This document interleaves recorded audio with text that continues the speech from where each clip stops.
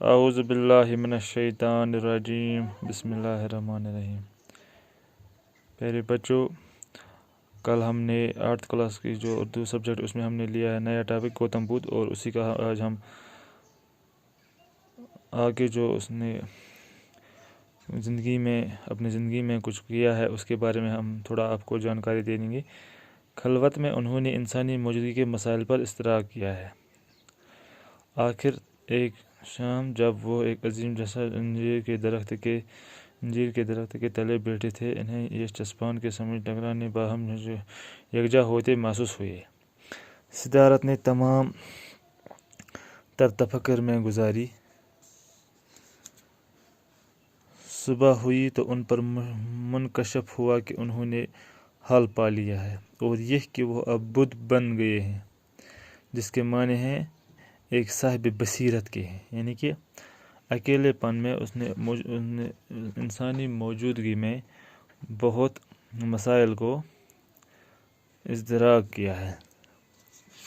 ازدراک کے معنی ہیں کسی خیال میں ڈوب جانا ہے۔ تو آخر ایک شام جب وہ ایک عظیم جیسا یعنی کہ بہت بڑے انجیر درخت کے نیچے بیٹھے تھے، تو ان کے دماغ میں ایک خیال آیا، یعنی کہ تمام جو رات تھی وہ اس نے فکر میں گزاری ہے، تو ان پر ایک ایسا خیال آیا کہ ظاہر ہوا ایک خیال اس کے دماغ میں، تو اس نے سوچا کہ میں نے یہ حل پا لیا ہے، اور کیا وہ اب بدھ بن گئے ہیں، جن کی جس بدھ کے معنی ہے صاحب بصیرت۔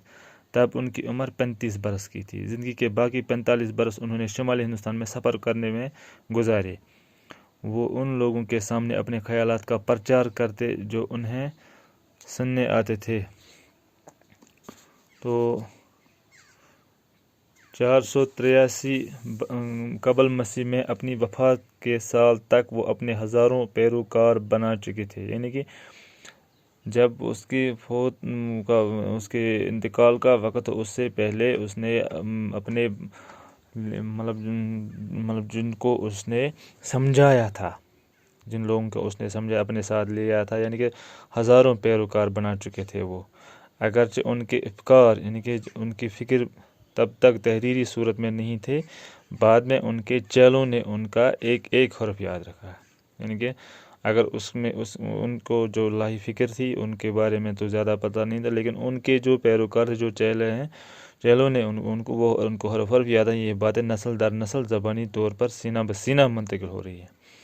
بدھ کی بنیادی تعلیمات کو بدھوں کے الفاظ میں 4 اعلیٰ سچائیاں 4 نوبل ٹروتھس کے عنوان سے سمیٹا جا سکتا ہے۔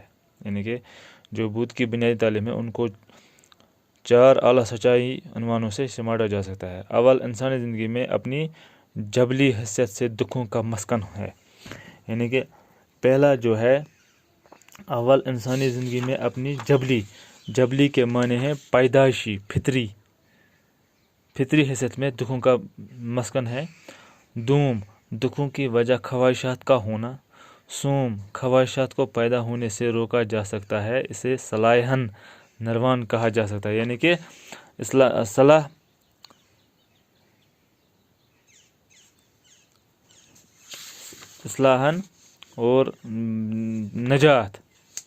اور نجات کے یہاں معنی ہیں، ایک ہے اصلاحاً من صلاح اور نروان من نجات کہا جا سکتا ہے۔ اس کے لغوی معنی پھٹ پڑنے یا تنسیخ کرنے کے ہیں۔ چہارم، اس کا علاج نہ کڑی تپسیا ہے، یعنی کہ تپسیا مینس عبادت کرنا، ورنہ سہل پسندی بلکہ میناوری سے کام لے کر یہ مقصد حاصل کیا جا سکتا ہے۔ اپنے حقائق کو بنیاد بنا کر گوتم بدھ نے انسانی زندگی کے لیے 8 رہنما اصول قائم کی۔ یعنی کہ اپنے حقوق پر قائم رہنے کے لیے گوتم بدھ نے انسانی زندگی کے لیے 8 اصول قائم کیے ہیں، جن کو اشٹ انگ مارگ، جن کو شٹنگ مارگ 8 اصولوں کا راستہ بھی کہا جا سکتا ہے۔ 8 اصول یہ ہیں: صحیح علم یعنی درست نظریہ، یعنی کہ ایک تو صحیح علم ہونا چاہیے، مناسب معاملہ فہمی، یعنی اگر بنیادی درست ہے تو زندگی درست ہے۔ دوسرا ہے صحیح ارادہ ہونا چاہیے، اور تیسرا ہے صحیح کلام حق گوئی کے لیے ہونا چاہیے، نرم لہجہ ہونا چاہیے۔ چوتھا ہے صحیح عمل، یعنی اپنی زبان، نظر یا ہاتھ سے کسی کو تکلیف نہ پہنچانا۔ اور پانچواں ہے جائز حلال کمائی۔ چھٹا ہے صحیح کوشش، یہ کوشش جاری رکھنا کہ ذہن پیرا گندا نہ ہو۔ اور ساتواں خیال یہ ہے نیک خیال، ذہن پوری طرح بیدار رکھنا اور مشاہدے کے مضبوط بنانا۔ 8 صحیح غور و فکر، یعنی کہ درست طریقے سے سوچ بچا کرنا اور مراقبے کے درجے ذہن کو ٹھیک سے ملنا، یعنی کہ اس نے ان 8 اصولوں کو اپنایا ہے اپنی زندگی میں۔ گوتم بدھ نے دنیا کے بے شمار انسانوں پر سے اپنے اثرات چھوڑے ہیں۔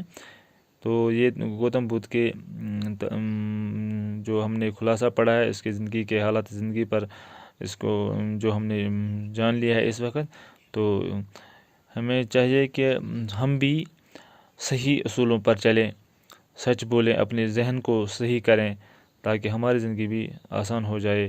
شکریہ۔